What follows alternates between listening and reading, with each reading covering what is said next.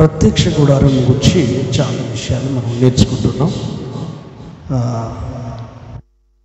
ఏంటి అంటే ఎబ్రీలకు రాసిన పత్రిక 9వ అధ్యాయంలోకి రండి.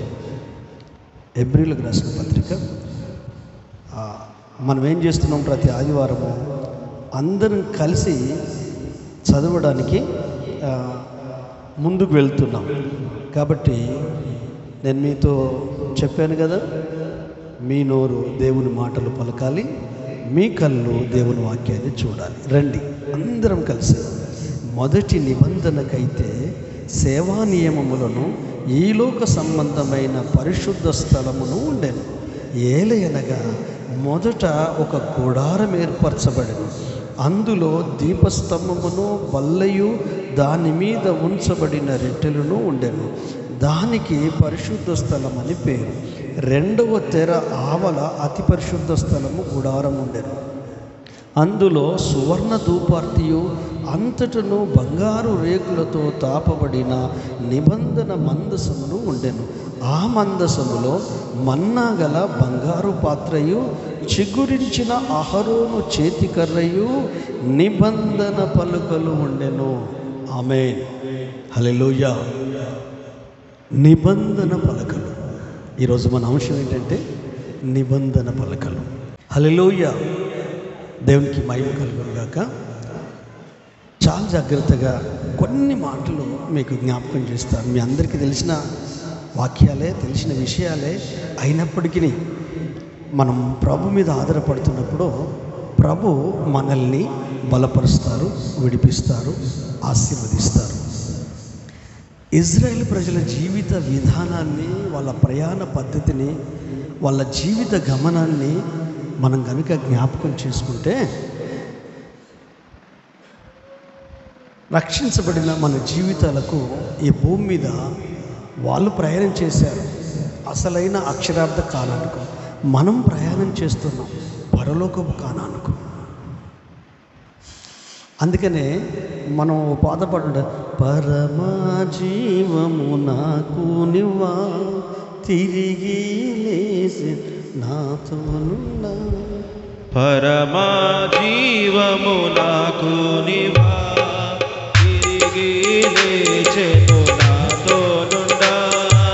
నిరంతరము నడిపించును, మరల వచ్చి యేసుకొని పోవును. నిరంతరము నడిపించును, మరల వచ్చి యేసుకొని పోవును. యేసు చాలును, హల్లెలూయా. యేసు చాలును, హల్లెలూయా. ఏ సమయమైనా, ఏ స్థితికైనా నా జీవితములో యేసు చాలు. సమారదూత తొలిగిపోయింది. ఐగుప్తు ఆశలు విడిచిపెట్టాం, పరమకానానికి ఎగుదాం. మనం ఈ భూమి మీదనే ఉన్నాం కానీ పరలోక సంబంధులం. ఈ భూమి మీదనే ఉన్నాం కానీ దేవుని సంబంధులం. ఎందుకు దేవుని సంబంధులు? లోకము నుంచి మనం బయటకు వచ్చాం కదా. కాబట్టి వాళ్ళు ఐగుప్తు నుంచి బయటకు వచ్చిన వాళ్ళకు దేవుడు చెప్పిన ఒక మాట ఏంటంటే నిబంధన పలకలు. వాళ్ళని విడిపించిన తర్వాత ఐగుప్తులో అద్భుతాలు జరిగాయి కదండి, తెగుళ్ళు వచ్చేసాయి కదండి, తర్వాత ఎర్ర సముద్రం దాటించాడు కదండి, మేఘాన్ని ఇచ్చాడు కదండి. కానీ వీళ్ళు ప్రయాణం చేస్తున్నప్పుడు మోషే నువ్వు ఆగిపోవు, వాళ్ళని అక్కడ ఆపేసి నువ్వు కొండ మీదకి రా, సీనాయి కొండ మీదకి. ఎందుకంటే ఇప్పటి వరకు వారి జీవితాలను అద్భుతాలతో, ఆశ్చర్యకార్యాలతో నడిపించాను, ఇకనూ నడిపిస్తాను. కానీ వారి జీవితాలకు అద్భుతాలు, ఆశ్చర్యకార్యాలు వాటి మీదనే వాళ్ళ జీవితాన్ని కట్టుకోవద్దు. వాళ్ళు ఎలా జీవించాలో, ఎలా బ్రతకాలో నేను నా మాటలు నీకు తెలియజేస్తాను. నువ్వు సీనాయి కొండ మీదకి రా, నీతో నేను మాట్లాడతాను అని 40 రాత్రుల్లో 40 పగల్లో మోషేతో యెహోవా మాట్లాడాడు. ఈ 40 రాత్రింబవళ్ళు ఆకలి లేదు, నిద్ర లేదు, దాహం లేదు, బాధ లేదు. మరో మాటలు చెప్పాలంటే ఈ 20 లక్షల మంది ఇజ్రాయేల్ గురించి కానీ, ఈ పిల్లజిల్లల గురించి కానీ, గొడ్డుగోద గురించి కానీ వాళ్ళను పరిశుద్ధపరిచాడు. 3 రోజులు పవిత్రపరిచాడు. మీరు ఇక్కడ ఉండండి, నేను పదవి దగ్గరికి వెళ్తున్నాను, ఆయన నాతో మాట్లాడతాడట. ఎందుకంటే ఆయన మాటల వలన మనము జీవించాలి కనుక ఆయన ఆజ్ఞలు ఇవ్వడానికి ఇష్టపడుతున్నాడు. ఎందుకు దేవుడు ఆజ్ఞలు ఇవ్వాలనుకున్నాడంటే నిబంధన చేసి ప్రేమ చేత బంధించాలనుకున్నాడు. హల్లెలూయా. అందుకే మందసములో 2 రాతి పలకలు ఉన్నాయి. అవి దేవుడు చెప్పాడు. 24వ అధ్యాయము నిర్గమకాండము 24వ అధ్యాయము, అందరు తీయండి దయచేసి.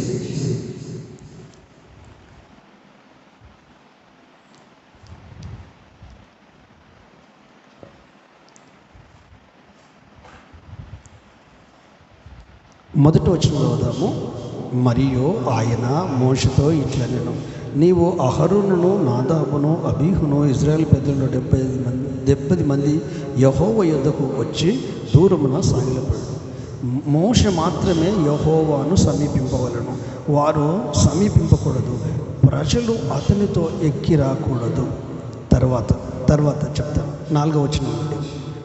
మరియు మోషే యెహోవా మాటలన్నిటిని వ్రాసి ఉదయమందు లేచి కొండ దిగువన బలిపీఠము ఇజ్రాయేల్ 12 గోత్రాల చొప్పున 12 స్తంభాలు కట్టి ఇజ్రాయేల్లో యవనస్తులను పంపగా వారు దహన బలులు అర్పించి యెహోవా సమాధాన కోడలను వధించి, అప్పుడు మోషే వాటి రక్తంతో సగం తీసుకొని పల్లెములో పోసి ఆ రక్తము సగం బలిపీఠం మీద ప్రోక్షించను. ఇప్పుడు 7వ వచనం కండి. అతడు నిబంధన గ్రంథమును తీసుకొని ప్రజలకు వినిపింపగా వారు యెహోవా చెప్పినది చేయుచు విధేయులైరి. తర్వాత 10వ వచనం. ఇజ్రాయేలు దేవుణ్ణి చూసిరి, ఆయన పాదముల కింద నిగనిగలాడు నీలమయమైన వస్తువు వంటిది, ఆకాశ మండలపు తేజం వంటిది ఉండెను. ఆయన ఇజ్రాయేలు ప్రధానులకు ఏ హాని చేయలేదు. వారు దేవుని చూసి అన్నపానములు పుచ్చుకొనిరి. అప్పుడు యెహోవా మోషేతో ఇట్లనెను, నీవు కొండ ఎక్కి నా యొద్దకు వచ్చి అచ్చట నుండుము. నీవు వారికి బోధించున్నట్లు నేను వ్రాసిన ఆజ్ఞలను ధర్మశాస్త్రమును రాతి పలుకలను నీకిచ్చేదనగా. హల్లెలూయా. దేవుడు ఎప్పుడు క్లారిటీగా ఉంటాడండి. ఎంత స్పష్టంగా ఉంటాడంటే దేవుడు, ఇజ్రాయేల్ ప్రజలంటే ఆయనకి ఇష్టం. విడిపించాడు, నడిపిస్తున్నాడు. కానీ దేవుని వాక్కు వాళ్ళకు అవసరం, దేవుని మాట వాళ్ళకు అవసరం, దేవుని నడిపింపు వాళ్ళకు అవసరం. మోషే ఆలోచనతో నడిపింపబడద్దు, అహరోను ఆలోచనతో నడిపించబడద్దు. పెద్దలు 70 మంది ఉన్నారు కదా, వాళ్ళ ఆలోచనతో నడిపించబడద్దు. కానీ ఈ 70 మంది, ఈ మోషే, అహరోను, యెహోషువ, ఈ మిగతా వాళ్ళు, ఈ ప్రజలు దేవుని వాక్కు చేత నడిపించబడాలి.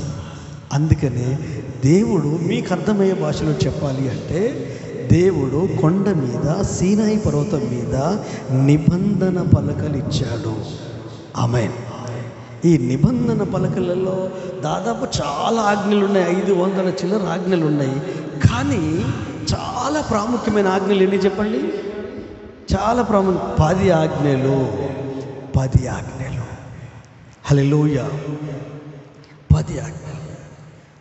ఇప్పుడు చిన్నపిల్లలను చెప్పగలుగుతారా? 10 ఆజ్ఞలు చెప్తారా? చెప్తే ఎవరని చెప్పండి, మొదటి నుంచి 10 వరకు. మైక్ ఇచ్చేస్తా మీకు. నేనే చెప్పనా? సరే. మొదటిది ఏంటంటే, నేను తప్ప వేరొక దేవుడు ఉండకూడదు.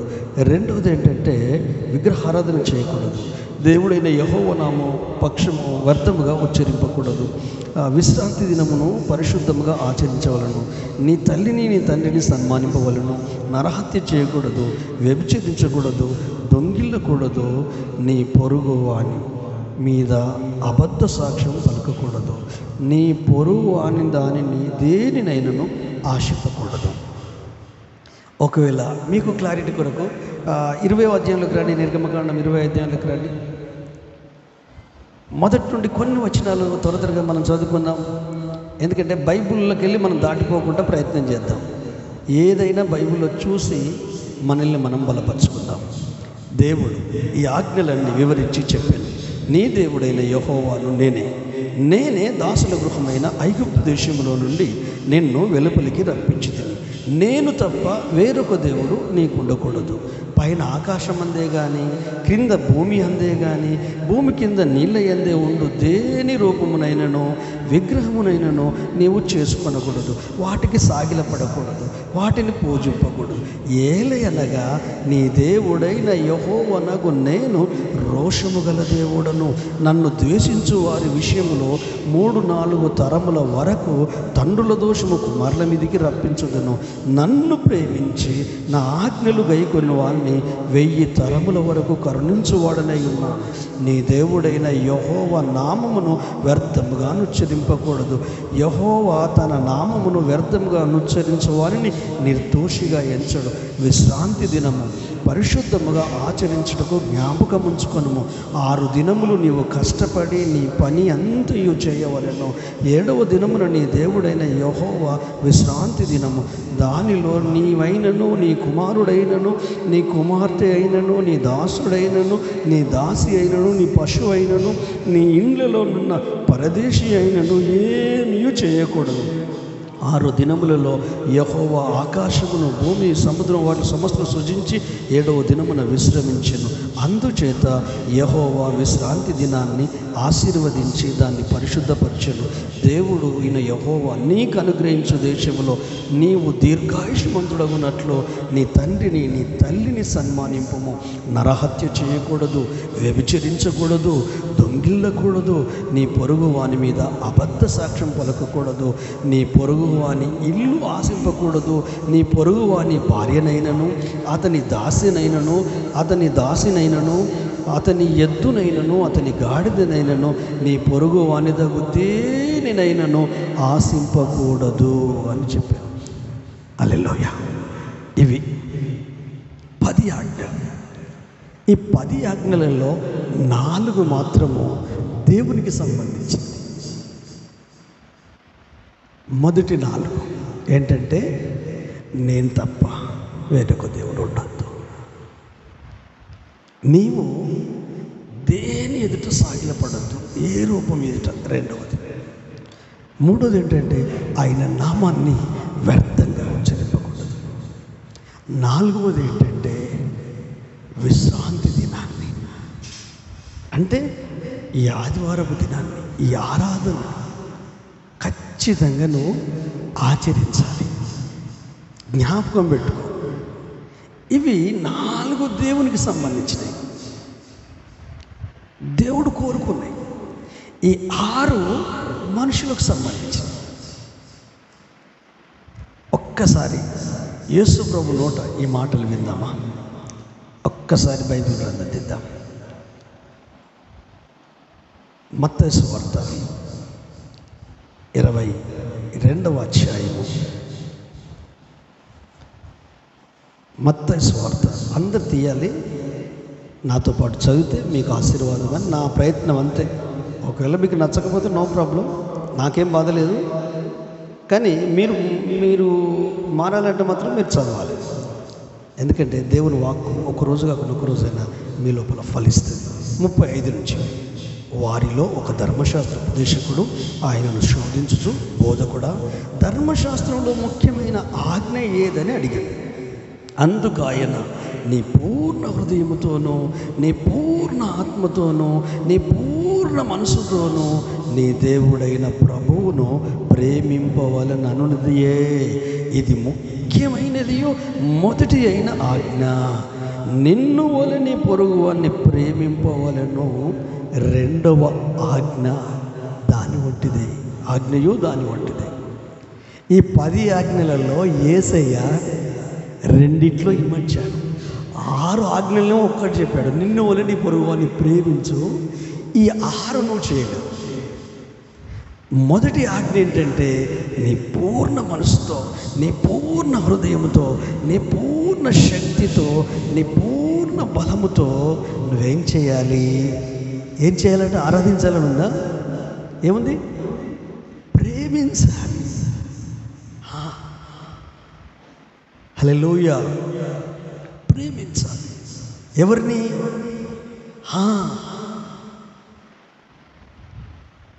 ఒకడు వచ్చి అడుగుతాడు, ధర్మశాస్త్ర ఉపదేశకుడు అడిగితే ఏసేని చిక్కులు పెట్టారు. సరే ఇదంతా బాగానే ఉంది, అసలు నా పొరుగువాడు అంటే ఎవడు అంటాడు. అంటే మంచి సమరయుని గురించి చెప్తాడు. మంచి సమరయుని గురించి చెప్పిన ఉపమానంలో యాజకుడు ఉన్నాడు, లేవీయుడు ఉన్నాడు, సమరయుడు ఉన్నాడు. యాజకుడు అంటే బోధించేవాడు, లేవీయుడు అంటే విశ్వాసి, సమరయుడు అంటే రక్షణకు దగ్గరగా ఉండి దేవుణ్ణి ప్రేమించే వ్యక్తి, మనస్ఫూర్తిగా హత్తుకునే వ్యక్తి. అతడు జాలి, కనికరము, దయ. ఒక్కసారి ద్వితీయోపదేశకాండం 6వ అధ్యాయంలోకి రండి. ద్వితీయోపదేశకాండము 6వ అధ్యాయము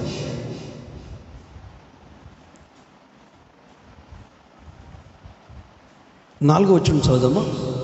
ఇజ్రాయేలు వినుము, మన దేవుడైన యెహోవా అద్వితీయుడగు యెహోవా నీ పూర్ణ హృదయముతోనూ, నీ పూర్ణ ఆత్మతోనూ, నీ పూర్ణ శక్తితోనూ నీ దేవుడైన యెహోవాను ప్రేమింపవలెను. నేడు నీకు ఆజ్ఞయించు ఈ మాటలు నీ హృదయములో ఉండవలెను. నీవు నీ కుమారులకు వాటిని అభ్యసింపజేసి నీ ఇంట కూర్చుండునప్పుడును, త్రోవ నడుచునప్పుడును, పడుకున్నప్పుడును, లేచునప్పుడును వాటిని గూర్చి మాట్లాడవలను. చూసనగా వాటిని నీ చేతికి కట్టుకొనవలను. అవి నీ కన్నుల నడుమ బాసికములో ఉండవలను. నీ ఇంటి ద్వార బంధకుల మీద, నీ గౌనుల మీద వాటిని వ్రాయవలను. ఆమేన్. అందుకే ఈ వాక్యాలన్నీ రాపించాం. మీ తల ఎటు తిప్పినా వాక్యం కనపడాలని. హల్లెలూయా. ఎటు తిప్పినా ఆ వాక్కు దేవుని మాట కదా, మనల్ని బలపరుస్తుంది, మనల్ని విడిపిస్తుంది, మనల్ని స్వస్థపరుస్తుంది, మనకు ధైర్యాన్ని ఇస్తుంది. అంటే దేవుడు ఇజ్రాయేలు ప్రజలతో ప్రేమ నిబంధన చేశాడు, ప్రేమతో బంధాన్ని ఏర్పాటు చేసుకున్నాడు, విడిపించాడు, నడిపించాడు, శత్రువును సమాధిలో ముంచేశాడు, పరలోక మన్నా చేత పోషిస్తున్నాడు. ఎందుకు? దేవుడు ప్రేమస్వరూపి. ప్రేమించడానికి ఇబ్బంది పడే తత్వమైనది కాదు. ఆయన స్వభావమే ప్రేమ, ఆయన గుణమే ప్రేమ, ఆయన వ్యక్తిత్వమే ప్రేమ. నలుగురు పిల్లలు ఉన్నారనుకో, నలుగురిని 4 విధాలుగా చూస్తాం మనం, వాళ్ళకున్న సామర్థ్యాలను బట్టి. కానీ యేసయ్య నన్నెంత ప్రేమిస్తున్నాడో మిమ్మల్ని అంతే ప్రేమిస్తాడు, మిమ్మల్ని ఎంత ప్రేమిస్తాడో నన్ను అంతే ప్రేమిస్తాడు.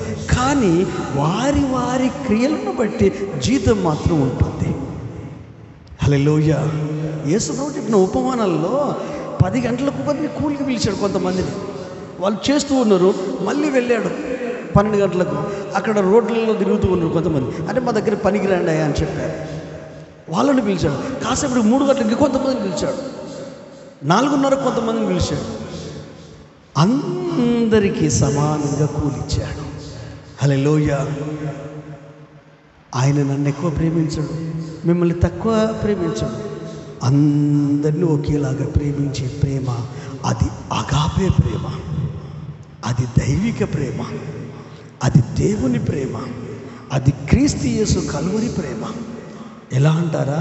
రోమీలకు రాసిన పత్రిక 8వ అధ్యాయంలోకి రండి. రోమీలకు రాసిన పత్రిక 8వ అధ్యాయంలోకి రండి. అందరం చదువుదాం. 31వ వచనం 32వ వచనం చదువుకుందాం.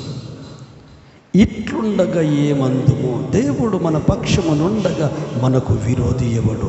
తన సొంత కుమారుని అనుగ్రహించుటకు వెనక తీయక మనందరి కొరకు ఆయనను అప్పగించేవాడు ఆయనతో పాటు సమస్తము మనకెందుకు అనుగ్రహించడు?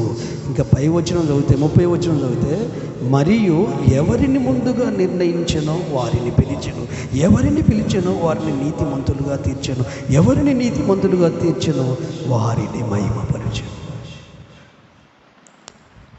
అద్వితీయ దేవుడైన యెహోవా తన ఏకైక కుమారుణ్ణి నీ కొరకు, మన కొరకు, లోక కళ్యాణం కొరకు, అన్ని కులాలు, అన్ని మతాలు, పుట్టిన ప్రతి మానవుని కొరకు బలి పశువుగా, దేవుని గొర్రె పిల్లగా సిలువకెక్కించాడు. యేసయ్య ప్రేమలో స్వార్థం ఉండదు. స్వార్థం ఉంటుంది, ప్రేమే కాదు. తల్లిదండ్రులు పిల్లల మధ్య ప్రేమ ఉంటుంది, పేగుబంధం, రక్తబంధం, అది వేరు. భార్యాభర్తల మధ్య ప్రేమ ఉంటుంది, అది భార్యాభర్తలు, అది వేరు. బంధువుల మధ్య ప్రేమ ఉంటుంది, అది వేరు. హల్లెలూయా. స్నేహితుల మధ్య ప్రేమ ఉంటుంది, అది కూడా వేరు.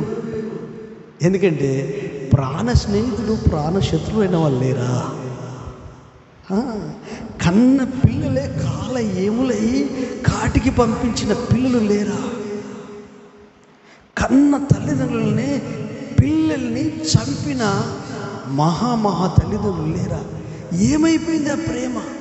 ఆ పొత్తి కడుపులో ఉన్న ప్రేమ అయిపోయింది, ఆ పొరిటి నొప్పులో ఉన్న ప్రేమ ఏమైపోయింది?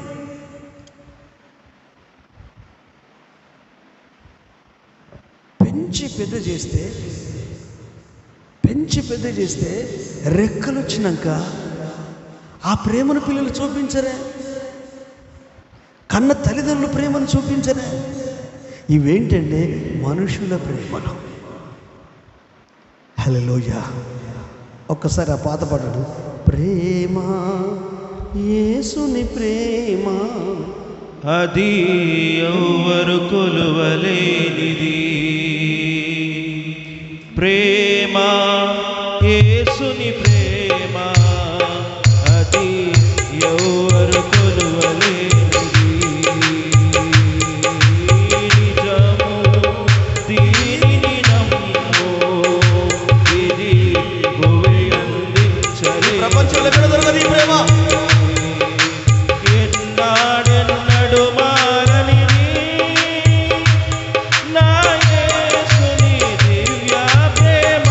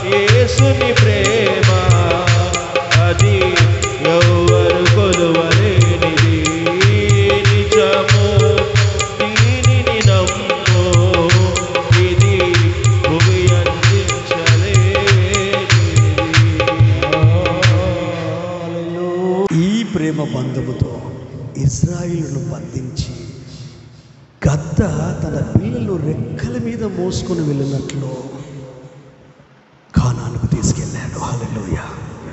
ఎన్నో అవరోధాలు ఎదురయ్యాయి. మనకులాగా బీరువాలలో బట్టలు లేవు వాళ్ళకు. హల్లెలూయా. వాషింగ్ మిషన్ లేదు వాళ్ళకు. సర్ఫ్ ఎక్సెల్ సబ్బు లేదు, రిన్ లిక్విడ్ లేదు, సంతూర్ సబ్బులు లేవు. కానీ వారికి చెమట కప్పు లేదు. ఎందుకంటే బైబుల్ చెప్తుంది, వాళ్ళు బయలుదేరినప్పుడు వేసుకున్న డ్రెస్ అట వాళ్ళు పెరుగుతూ ఉంటే పెరిగేదట. హల్లెలూయా. 40 సంవత్సరాలు ప్రయాణం చేసినా కాళ్ళు వాయలేదట. నిస్సత్తువ చేత తృట్టిల్లిన వాడు ఒక్కడూ లేడట. ఇప్పుడు మన ఇంట్లో రోగాల కొంపటి ఏంటి చెప్పండి? రోగాలకు కారణం మనసే, ఇంకేమి కాదు. శరీరం మంచిది. మనసు పాడైనప్పుడు శరీరం బలహీనమైంది. ఆలోచన చెడిపోయినప్పుడు శరీరంలో లేని రోగాలు పుడతాయి. హై బీపీ కావచ్చు, లో బీపీ కావచ్చు, బ్లడ్ ప్రెషర్ కావచ్చు, ఆందోళన కావచ్చు. అన్నిటికీ మూలం నీ ఆలోచనే, నీ తలంపుల పరంపరనే. నువ్వు లోకంలో ఉన్నావు కదా, అన్నీ నీకు కనిపిస్తాయి. కళ్ళ ముందున్నోడు కాలినడకన ప్రయాణం చేసేది, ₹1 కూడా ఉండకపోయేది బస్సు ప్రయాణం చేయడానికి, కనీసం సైకిల్ కూడా ఉండకపోయేది, తినడానికి తిండి ఉండకపోయేది, కాళ్ళకు చెప్పులు కూడా. అటువంటోడు ఇప్పుడు ఏ స్థాయిలో ఉన్నాడు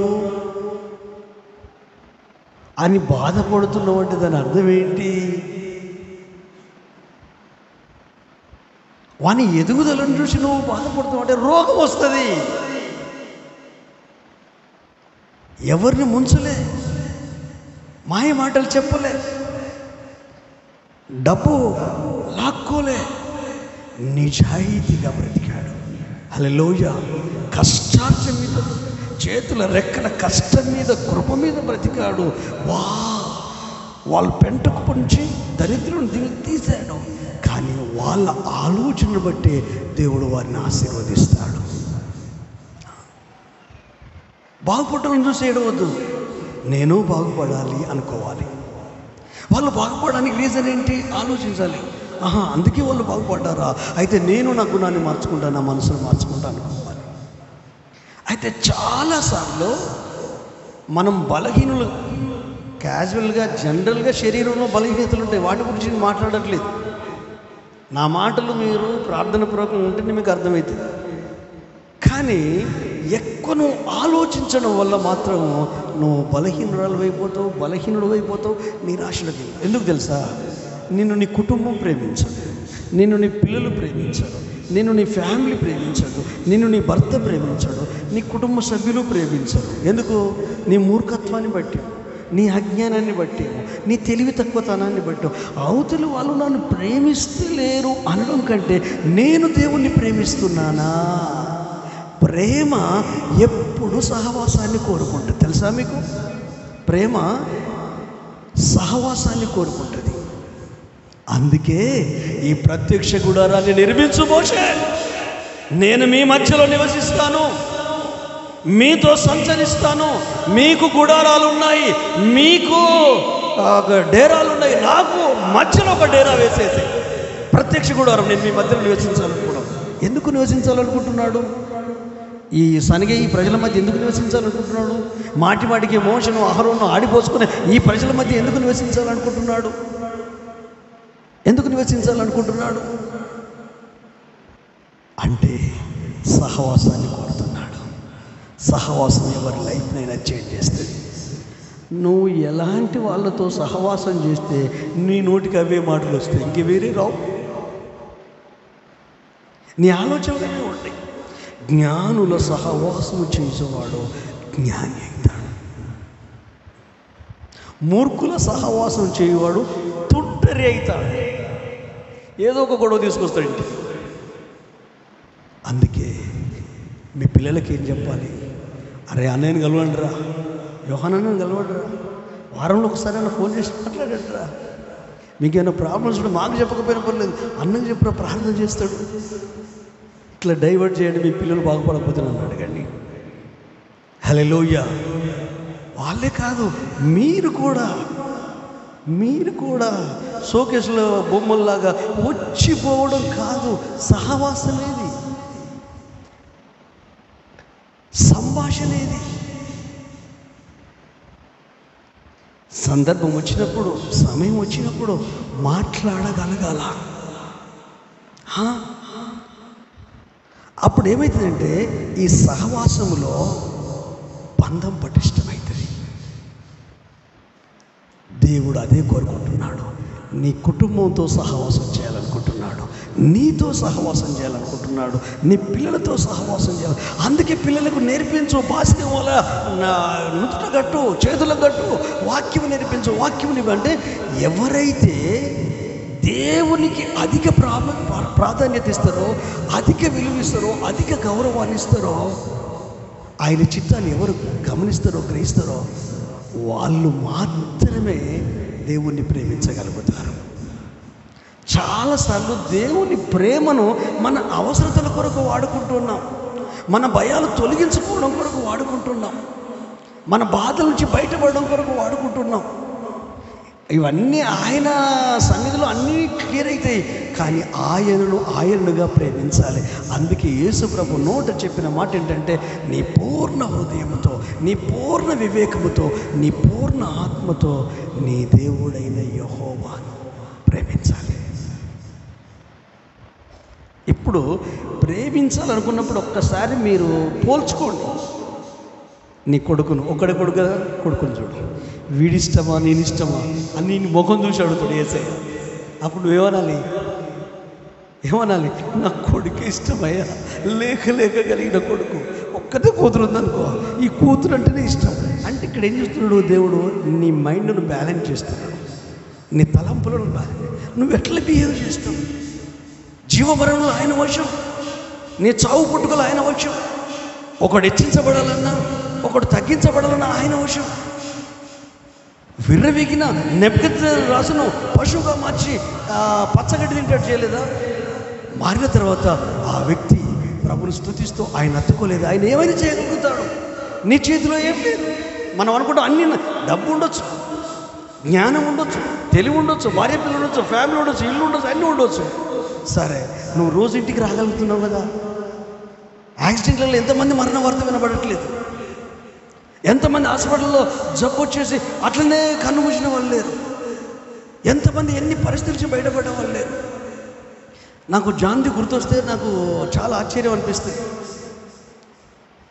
ఆ పని చేస్తుంటే అవి ఏం బొంత పురుగులు, అవి ఆ బొంత పురుగు పారాయి, తనకేం అర్థం కాల. ఆ చెట్టు పక్కన ఉన్నాడు, ఆ బండ పని చేస్తుంటే మొత్తం ఏర్పడకుండా పారాయి. ఆ పారడం వల్ల ఏం జరిగిందంటే మనిషికి విపరీతమైన దురద, మామూలు దురద కాదండి, గీక్కుంటే జలిపెడుతుంటే బ్లడ్ కారిందండి. ఈ బ్రెయిన్, ఈ తల ఉంది కదా, అంత బ్లడ్ కారుతుంది. చేతులు అసలు రెస్ట్. భార్యాభర్తలు ఇద్దరు కలిసి డాక్టర్ దగ్గరికి వెళ్ళారు కాసిపేటలో. ఆడికి వెళ్ళి పొంద పురుగులు కుడితే ఏందా బాబు నువ్వు డ్రామాలు చేస్తున్నావు, గదినికి ఇంత మాట్లాడుతుంటా అంటే గీక్తూనే ఉన్నాడు. మంటలు గాతలు వేస్తున్నాయి. ఆడికి పోయి ట్యాబ్లెట్ తీసుకుని వచ్చిండు. వస్తూ వీళ్ళకి అనిపించిందట, ఈ ఇద్దరు భార్యాభర్తలు, ఎందుకైనా మంచిది పాస్టర్ దగ్గరికి వెళ్ళి చిన్న ప్రార్థన చేయించుకుందాం. వాళ్ళు వచ్చారు, ఆ మెట్ల దగ్గర కూర్చున్నాడు. చూస్తూ ఉంటే అతడు గోక్కుంటూ ఉంటాంటే నాకు భయం వేస్తుంది, కంట్రోల్ అవుతలేడు. చేతులకు, కాళ్ళకు, శరీరం అంత నిత్యంత అంటే నాన్ స్టాప్గా గీక్కుంటున్నాడు. నాకు అర్థమైంది, నాకు ప్రేరేపణ కలిగింది. వాళ్ళకి బావ ఫోన్ చేయాలని, సంపదకు ఫోన్ చేయాలని వెంటనే ఫోన్ చేశాను. ఎందుకైనా మంచిది మనం ప్రార్థన చేద్దాం, నూనె రాస్తాం, అన్నీ చేసాం, కానీ ఆ గాథ ఆగుతలేదు. డాక్టర్ ఏమో గోళీలు వేసుకొని నువ్వు పడుకోరా బాబు అని చెప్పిండట ఇంటికి. కానీ నాకెందుకు ప్రేరేపణ వచ్చి ఫోన్ చేసి వాళ్ళ అక్క బావని పిలిచాను. వాళ్ళిద్దరు వస్తే ఫస్ట్ మీరు ఈ వ్యక్తిని తీసుకొని నా కారులోనే మీరు ఎంజిఎంకి వెళ్ళండి. వెళ్ళారు. డాక్టర్లు వాళ్ళకి అర్థమైతే లేదు, ఏం ట్రీట్మెంట్ చేయాలో అర్థమైతే లేదు. అసలు ఏమంటే గొంతు పురుగు ఇట్లా అవుతుందా, బ్లడ్ వెళ్తుందా, ఇంత నాన్ స్టాప్గా గొక్కుకోవడం. అసలు చూసే వ్యక్తులు అయితే గొంతు పురుగు ఏంది అది అని డాక్టర్లు అంటాడు అన్నాడంటే మిగతా వాళ్ళందరూ అట్లే అంటున్నారు. కానీ వెళ్ళాడు. అక్కడున్న డాక్టర్ ఏం చేశాడు, అసలు ఎక్కడన్నా ఒకసారి ఫోటో తీసి వాటిని వాట్సాప్లో పెట్టమను. వెంటనే క్షణాలలో వీళ్ళు ఫోటో తీసి అక్కడ పనికాడ ఉన్న వాళ్ళకి చెప్తే ఫోటో తీసి వాట్సాప్లో పెడితే అది విషపూరితమైంది. ఒక 10 నిమిషాలు లేట్ అయిపోతే ఈ పిల్లోడు మీకు బ్రతకకపోవు అని అత్యవసరమైన చికిత్స,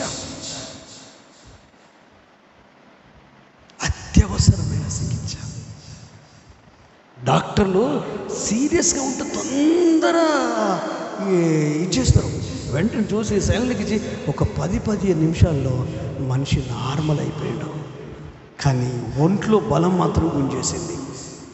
ఒక్కప్పుడున్న శక్తి ఇప్పుడు ఆ తమ్మునికి లేదు, ఆ బలం లేదు. వయసు 20 సంవత్సరాల లోపు ఉంటాడు కావచ్చు, నాకు తెలిసి 23. చిన్నప్పుడే పెళ్ళయింది, నేనే చేశాను, 3 పిల్లలు. కానీ ఆ డాక్టర్ల మాట విన్నప్పుడు ఒక్కసారి గుండె జారిపోయినట్టు అనిపించింది. ఒకవేళ మనము గనక అయ్య దగ్గరికి పోకపోతే అయ్యకు ప్రేరేపణ రాకపోవు, బావకు ఫోన్ చేయకపోవు, మనం ఇంటికే వెళ్ళి మనం డాక్టర్ చెప్పిన పడుకుంటే చెట్టెత్తు కొడుకు ఈరోజు ఉండకపోవు.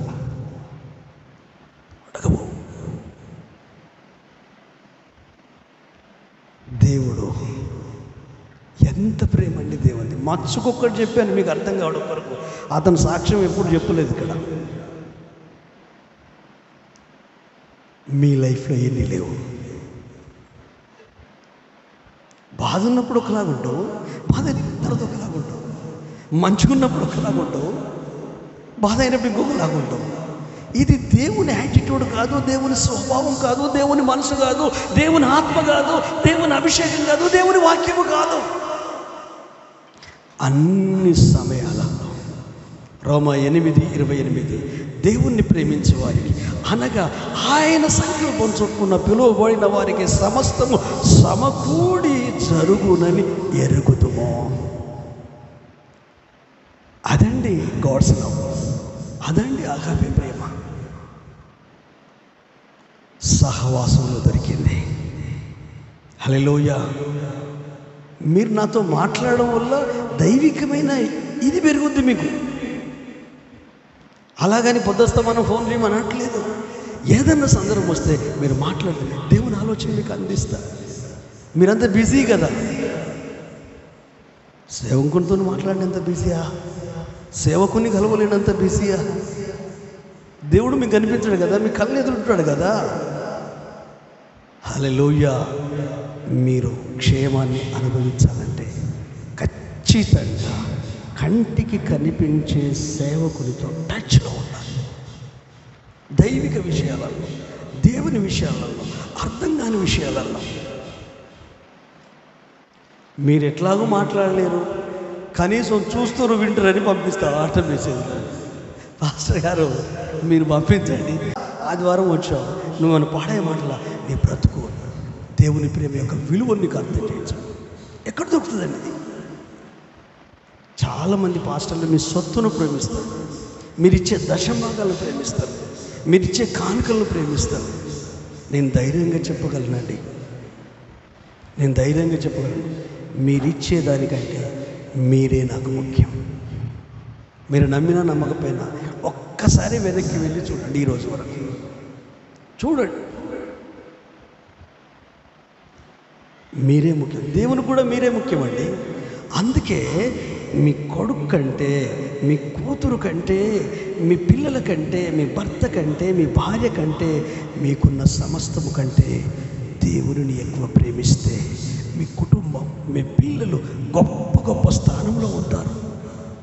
ఆయన కనిపించడు కదా అని దేవుని ప్రేమను మనం తక్కువ చేస్తున్నాం. కనీసం కొడుకు ఇచ్చినంత విలువయ్యాం, మనం కూతురుకి ఇచ్చినంత విలువయ్యాం, మనం భర్తకి ఇచ్చినంత విలువయ్యాం, భార్యకి ఇచ్చినంత విలువయ్యాం, సంఘానికి ఇచ్చినంత విలువయ్యాం, సేవకునికి ఇచ్చినంత విలువయ్యాం. సేవకుని కన్నా, సంఘం కన్నా, ఫ్యామిలీ కన్నా పూర్ణ హృదయం అంటే ఇంకేం లేదు. పూర్ణ ఆత్మ, పూర్ణ మనసు. అందుకే ఆయన ప్రేమను గుర్తు చేసుకుంటే తప్ప మనకు కొత్తగా ప్రేమ ఉద్భవించదు. ఇప్పుడు నేను చిన్న సాక్షి చెప్తే మీరు ఎంత కంగారు పడిపోయారు? ఇంత జరిగిందా?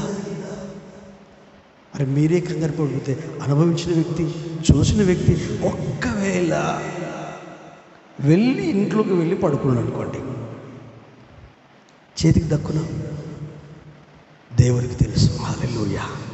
ఎందుకు దేవునికి తెలుసు? ఎంత పని ఉన్నా పరిచర్యలు సహకరిస్తున్నాడు. హల్లెలూయా. ఎంత పని ఉన్నా మైక్ సిస్టము, ఈ ఫోను, డ్రైవింగ్, ఒక్కడే 4-5 పనులు బ్రతికించాడు. హల్లెలూయా. బ్రతికించాడు. నన్ను, నా పిల్లలను కాపాడితే చాలు. మరి మిమ్మల్ని బ్రతికించాడు. బ్రతికించినందుకు నీ క్రియలలో ప్రేమను ఎలా చూపించగలుగుతున్నావు? పిల్లలకు చూపిస్తున్నావు క్రియలలో ప్రేమను, కుటుంబాన్ని చూపిస్తున్నావు క్రియలలో ప్రేమను. మరి దేవుణ్ణి ప్రేమించే వ్యక్తి క్రియలలో చూపించాలి కదా. అందుకే ప్రేమ బంధం. హల్లెలూయా. 4 ఆజ్ఞలు ప్రేమ బంధం. ఆ బంధంతోనే నేనో పాట రాసుకున్నాను, నా పాటలలో కూడా ఉంటుంది. యేసయ్య ప్రేమ పూర్ణుడా, ఫస్ట్ చరణంలో అక్షరం పాడండి. నేను ప్రార్థన చేయబోతున్నా.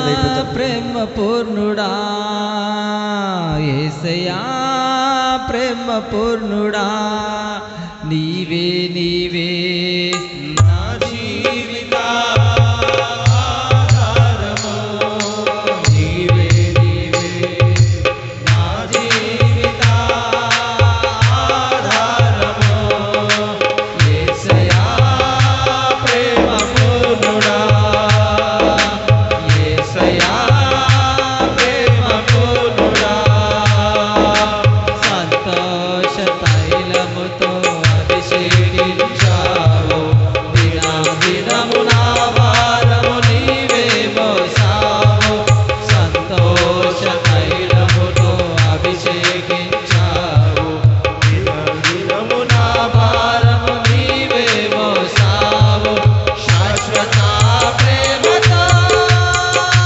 నన్ను ప్రేమించావయ్యా, శాశ్వత ప్రేమతో నన్ను ప్రేమించావయ్యా, జీవించద యేసయ్యా నీ ప్రేమ కోసం, జీవించద యేసయ్యా నీ ప్రేమ కోసం, యేసయ్యా ప్రేమ పూర్ణుడా, యేసయ్యా ప్రేమ పూర్ణుడా.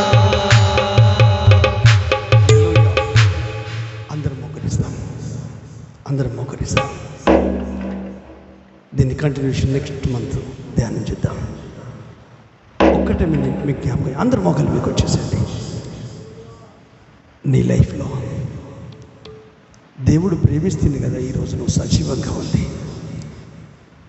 ఆయన రుణాన్ని నువ్వు ఎట్లా తీర్చుకుంటావు? ఎంతమంది లేరండి చావు తప్పిన వాళ్ళు, ఎంతమంది లేదండి డాక్టర్లు వదిలేసినా కూడా ఏసే దగ్గరకు వచ్చి బాగుపడ్డ వాళ్ళు. ఇక్కడ ప్రతి ఒక్కరిది ఒక చరిత్ర, సాక్ష్యం. ప్రతి కుటుంబానికి ఒక చరిత్ర. అది నువ్వు గుర్తు చేసుకో. ప్రేమ పొంగి పొర్లుతుంది. ఆయన కొరకు చేయాలన్న ఆరాటం పెరుగుతుంది, పరిగెత్తాలనిపిస్తుంది. నీ కొరకు, నీ ఫ్యామిలీ కొరకు. నీవు ఉద్యోగం చేస్తున్నావే, పిల్లలు పోషిస్తున్నావే, గృహాలు కట్టుకుంటున్నావే, పొలాలు కొనుక్కుంటున్నావే, గొప్పగా నువ్వు దీవించబడడానికి దేవుని కృపచే ఎదుగుతున్నావే. ఇంత ప్రేమించిన యేసయ్యను నువ్వు ఎలా ప్రేమిస్తున్నావు? అది ఈరోజు ప్రభు నిన్ను ప్రశ్నించే విధానం. ఒక్కసారి నువ్వు ఆలోచించు, ఒక్కసారి ఆలోచించు. నీ పిల్లల పరిస్థితి ఆలోచించు, నీ భర్త పరిస్థితి ఆలోచించు, అసలు నీ పరిస్థితి ఆలోచించు. నీకేం కొదువైంది? నీ కుటుంబంలో నీకేం తక్కువైంది? ఆహారం తక్కువైందా? ప్రేమ తక్కువైందా? అన్ని తల్లిదండ్రులు నీకు అనుగ్రహిస్తున్నారే, భార్యాభర్తలుగా ఆ అనుబంధాన్ని కంటిన్యూ చేస్తున్నారే, తల్లిదండ్రులుగా పిల్లలకు అన్ని ఏర్పాటు చేస్తున్నారే. ఇన్ని మేలులు పొందిన నీవు ఒక అపరిచయస్తురాల్లాగా, ఒక పరిచయం లేని వ్యక్తిలాగా ఎలా మనగలుగుతున్నాం? ఎలా ఉండగలుగుతున్నాం? అడుగుతావా ఒక్కసారి? అయ్యా, మొదటి ప్రేమ నాకు దయచేయి, మొదటి విశ్వాసము నాకు దయచేయి. నీ వాక్యం సెలవిస్తుంది, పరిశుద్ధాత్మ ద్వారా ప్రేమ కుమ్మరించబడి ఉందని. హల్లెలూయా. అందరూ అలాగే కళ్ళు మూసుకోండి. నేను ఒక వాక్య భాగాన్ని చదివి నేను మీకు జ్ఞాపకం చేస్తాను. మొదటి యోహాను పత్రిక 4వ అధ్యాయము, మొదటి యోహాను పత్రిక 4వ అధ్యాయము 6వ వచనం నుండి లేక 7వ వచనం నుండి నేను చదివి జ్ఞాపకం చేస్తాను. ప్రియులారా, మనము ఒకరినొకడు ప్రేమింతుము. ఏలయనగా ప్రేమ దేవుని మూలంగా కలుగుచున్నది. ప్రేమించు ప్రతి వాడును దేవుని మూలంగా పుట్టినవాడై దేవుని ఎరుగును. దేవుడు ప్రేమస్వరూపి, ప్రేమ లేనివాడు దేవుని ఎరుగడు. మనము ఆయన ద్వారా జీవించున్నట్లు దేవుడు తన అద్వితీయ ఒక్కడే కుమారుడుగా ఉన్న కుమారుణ్ణి లోకములోనికి పంపెను. దీని వలన దేవుడు మనయందుంచిన ప్రేమ ప్రత్యక్షపరచబడను. మనము దేవుణ్ణి ప్రేమించింది కాదు, తానే మనల్ని ప్రేమించి మన పాపములకు ప్రాయశ్చిత్తమైండుటకు తన కుమారుణ్ణి పంపెను. ఎందులో ప్రేమయున్నది. ఒక్కసారి ఆలోచిస్తావా సహోదరి సహోదరుడా? అసలు నిన్ను ఆయన ఎందుకు ప్రేమించాలి? ఆయనకేం లాభం? నీ కుటుంబాన్ని ఎందుకు ప్రేమించాలి? నిన్నెందుకు రక్షించాలి? నీ పాపాన్ని నేను ఎందుకు అడగాలి? నీ శాపాన్ని ఎందుకు తొలగించాలి? నీ మరణాన్ని ఎందుకు తప్పించాలి? సైతాన్ చేతుల నుంచి నిన్నెందుకు విడిపించాలి? భార్య పిల్లలతో నిన్నెందుకు ఆనందంగా ఉంచాలి? నువ్వు కోరుకోకముందే, నువ్వు అనుకోకముందే దేవుడు లోకమును ఎంతో ప్రేమించాడు. కాగా అద్వితీయ కుమారుని యందు పుట్టిన వాని యందు విశ్వాసముంచు ప్రతి వాడు నశింపక నిత్య జీవం పొందినట్లు గొర్రెపిల్లగా బలి అర్పణయ్యాడు. అసలు మన లోపల ఏ మంచితనం ఉందండి? మనకంత విలువ ఎందుకు? మనకంత గౌరవం ఎందుకు? ఇంతెందుకండి? మీరు నన్ను గౌరవిస్తారు, నన్ను ప్రేమిస్తారు, నా గురించి ఆలోచిస్తారు, మీ హృదయంలో పెట్టుకొని చూసుకుంటాం. అసలు ఏ మంచితనం ఉంది నా లోపల? ఏ మంచి గుణాలు ఉన్నాయి నా లోపల? మీరు ఎందుకు అంతగా ప్రేమించాలి? నిన్ను కూడా ఎందుకంత ప్రేమించాలి? ఎందుకంత ఇష్టపడాలి? ఉద్యోగం చేస్తున్నావనా? డబ్బులు సంపాదిస్తున్నావనా? పిల్లల్ని పోషిస్తున్నావనా? ప్రార్థనలు చేస్తున్నావనా? అయితే అట్లా చేస్తే అది స్వార్థపూరితమైన ప్రేమ కదా. నువ్వు కష్టపడ్డా కష్టపడకపోయినా, నువ్వు పని చేసినా చేయకపోయినా, నువ్వెలా ఉన్నా యేసయ్య ప్రేమిస్తూనే ఉంటాడు. తప్పిపోయిన కుమారుని ప్రేమించినట్టు ప్రేమిస్తూనే ఉంటాడు. ఆ ప్రేమలో మార్పు ఉండదు. ఎందుకంటే ఆయన ప్రేమ ఎన్నడూ మారదు. ఆయన స్వభావం ఎప్పుడు మారదు. ఆ స్వభావాన్ని సంఘంలో ఉన్న ప్రతి బిలీవరు సంతరించుకోవాలి. ఆ ప్రేమను కలిగి ఆ ప్రేమలో జీవించాలి. ఆస్తి అడిగినప్పుడు ఆ ప్రేమ బాధపడలేదు, పంచిచ్చింది. బికారైనప్పుడు ఆ ప్రేమ అసహించుకోలేదు, చేతులు దాచి హక్కును చేర్చుకొని సెలబ్రేషన్ వేసి నా కుమారుడు అని పెద్ద పండుగ చేశాడు. పరమ తండ్రి నువ్వెలా ఉన్నా నిన్ను ప్రేమిస్తాడు, నువ్వెలా ఉన్నా నిన్ను ప్రేమిస్తాడు. ఆయన కారణం లేదు. నువ్వు ప్రేమించడానికి కారణాలు వెతుకుతున్నావా? అయితే ఆ ప్రేమ ఈ లోక సంబంధమైన ప్రేమ, అవసరతలో పుట్టిన ప్రేమ, ఒకరి క్షేమాభివృద్ధిలో పుట్టిన ప్రేమ. ఆ ప్రేమలు కనుమరుగైపోతాయి భూమి మీద. కానీ యేసయ్య ప్రేమ, అది నిన్ను ప్రేమిస్తూనే ఉన్నాడు. నువ్వు మందిరానికి వచ్చినా ప్రేమిస్తాడు, రాకపోయినా ప్రేమిస్తాడు. వాక్యం విన్నా ప్రేమిస్తాడు, వినకపోయినా ప్రేమిస్తాడు. మనుషుల కోపం రావచ్చు, మీ సంఘ కాపురి కోపం రావచ్చు, కానీ యేసయ్యకి నీ మీద కోపం రాదు. అలాగే నువ్వు చెడిపోవాలని చూడడు, సహవాసాన్ని కోరుతున్నాడు. తండ్రి సహవాసంలోకి రావాలి, కుమారుడు తిరిగి రావాలి, తండ్రి పంచన చేరాలి, పండుగ చేస్తాడు, నూతన వస్త్రాలు ఇస్తాడు, ఉంగురం ధరింపజేస్తాడు, జోళ్ళు ఇస్తాడు, సిద్ధ మనసైన జోళ్ళు ఇస్తాడు, సెలబ్రేషన్ చేస్తాడు. ఈ నా కుమారుడు అని హక్కును చేర్చుకుంటాడు. ప్రజలు ఆశ్చర్యపోతారు, లోకం ఆశ్చర్యపోతారు, సంఘం ఆశ్చర్యపోతారు, సంఘస్థులు ఆశ్చర్యపోతారు. వీడు ఎందుకింత దీవించబడుతున్నాడు, వీడు ఎందుకింత ఆశీర్వదించబడుతున్నాడు, అసలు కారణం ఏంటి? ఏమీ లేదు, దేవుని ప్రేమ. ఎందుకు తెలుసా? అతడు మనసును మార్చుకున్నాడు, పశ్చాత్తాపడ్డాడు, ఆలోచనను మార్చుకున్నాడు, తప్పును తెలుసుకున్నాడు, రియలైజేషన్ వచ్చేసింది, మార్పు వచ్చేసింది. అందుకే కన్న తండ్రి పాదాలు పట్టుకొని, తండ్రి నువ్వు నన్ను చంపినా నేను వదిలిపెట్టను, నేను డిసైడ్ అయిపోయాను, నువ్వు నాకు ఏమి ఇవ్వకపోయినా పర్వాలేదు, నాకు కూలిస్తే చాలు, పనుడిగా చూస్తే చాలు, దాసుడుగా చూస్తే చాలు. అరే నువ్వు వారసుడివిరా బాబు, పరలోకానికి వారసుడివి, నిత్య జీవానికి వారసుడివి, మహిమకు వారసుడివి. యేసు క్రీస్తుతో నువ్వు సహవాసం చేయాలి. మనం వెలుగులో నడిచిన ప్రకారము అన్యోన్య సహవాసము కలిగినట్లు దేవుడును ఆయన కుమారుడైన యేసు క్రీస్తుతో మన సహవాసం ఉంది. మనుషులతో సహవాసం చేస్తున్నాం, కుటుంబ సభ్యులతో సహవాసం చేస్తున్నాం, ఉద్యోగస్తులతో సహవాసం చేస్తున్నాం. 24 గంటలలో ఎక్కువ సహవాసం దేవునితో చేయట్లేదు. అందుకే ఈరోజు నీ ప్రేమ తగ్గింది, నీ ఆలోచన మారింది, నీ బుద్ధి చెడిపోయింది, నీకు వంకర మనసు వచ్చేసింది, చేసిన మేళ్ళను నువ్వు మర్చిపోయావు. కానీ నీ లైఫ్లో ఆయన చేసిన కార్యాలు అప్పుడే మర్చిపోయావా సహోదరి, సహోదరుడు? అప్పుడే మర్చిపోయావా? రేపు మాప నువ్వు ప్రాణం పోయేటట్టుంది, కానీ ఆయుష్ను పొడిగించాడు, ఇప్పటికీ బ్రతికిస్తున్నాడే, నీ పిల్లల్ని బ్రతికిస్తున్నాడు, నీ కుటుంబాన్ని బ్రతికిస్తున్నాడే, నువ్వు చేసే ప్రతి ప్రార్థనకు జవాబిస్తున్నాడే, అడుగడుగున ఆదుకుంటున్నాడే. మరి ఏది? ఆయన ఆశించడం తప్ప, ఆయన కోరుకోవడం తప్ప?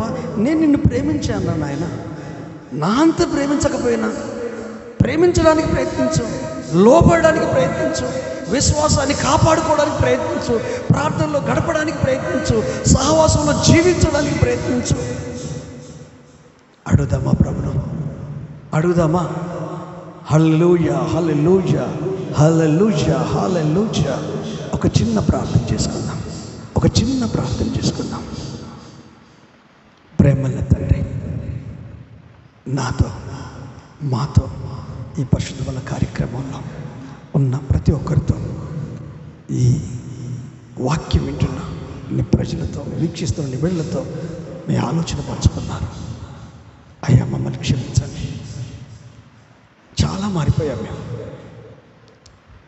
కానీ ఈ క్షణము నుండి తప్పిపోయిన కుమారుడు తిరిగి వాపసు వచ్చినట్టుగా ఎక్కడ మా ఆత్మీయతను వదిలిపెట్టామో, ఎక్కడ మా విశ్వాసాన్ని తాకట్టు పెట్టామో, ఎక్కడ మా మనసు మమ్మల్ని పనికిరాని విధంగా మార్చేసిందో అన్నిటి పక్కకు పెట్టి ఉన్న పాటున నీ పాదాల చెంత నీ ఇంట్లో పనోడిగా, కూలోడిగానైనా, బానిసగానైనా ఉండిపోతానయ్యా అని ఆ ఆలోచన ఇచ్చిన కుమారునికి నువ్వు బానిసగా చూడలే, కుమారుగానే స్వీకరించావు. నన్ను కూడా కుమారునిగా స్వీకరించవా తండ్రి, నన్ను కూడా కుమార్తెగా స్వీకరించవా ప్రభువా అని ఎవరికి వారు ప్రార్థించుకున్నారయ్యా. వారి ప్రార్థనలకు జవాబుగా ఈ క్షణం నుండి నీ ప్రేమ బంధముతో వారిని బంధించి ఆశీర్వదించమని యేసు నామములో అడుగుతున్నాము తండ్రి. ఆమేన్.